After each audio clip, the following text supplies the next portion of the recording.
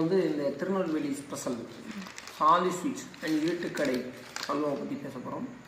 இது வந்து சாந்தி ஸ்வீட்ஸ் எல்லோருக்கும் தெரியும். இருட்டுக்கடைன்னு பல பேருக்கு தான் தெரியும். ஏன்னா முன்னால் பழைய ஆட்கள்லாம் பார்த்திங்கன்னா இருட்டுக்கடை அல்வாவுக்கு வந்து பேர் கிடையாது, அது ஒரு கவரை சுருட்டி தருவோம் அப்படின்னு நினைப்பீங்க. நானும் அப்படி தான் நினச்சேன். அன்றைக்கி பார்த்திங்கன்னா குயிக்காக சொல்லுவோம். இருட்டுக்கடை இது வந்து சாந்தி அல்வா பார்த்திங்கன்னா வெள்ளையே இருக்கும், வெள்ளைன்னு லைட்டாக தான் இருக்கும் கலர். ஆனால் இது பார்த்தீங்கன்னா இருட்டுக்கடை அப்படி பிளாக்காக கருப்பட்டி செஞ்ச மாதிரி இருக்குது. ஆனால் கருப்பட்டியில் செஞ்சாங்களாம் தெரியாது. ஆனால் இது வந்து சாப்பிட்றதுக்கு ஆக்சுவலாக சீனியில் செஞ்ச மாதிரி இருக்குங்க. ஒரு டேஸ்ட்டும் கிடையாது, சீனி.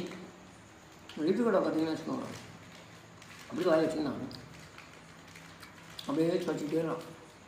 நல்லா ஸ்வீட்ஸ் வந்துட்டு நல்லா இருக்குது. இருட்டுக்கடையில் ட்ரை பண்ணுங்கள்.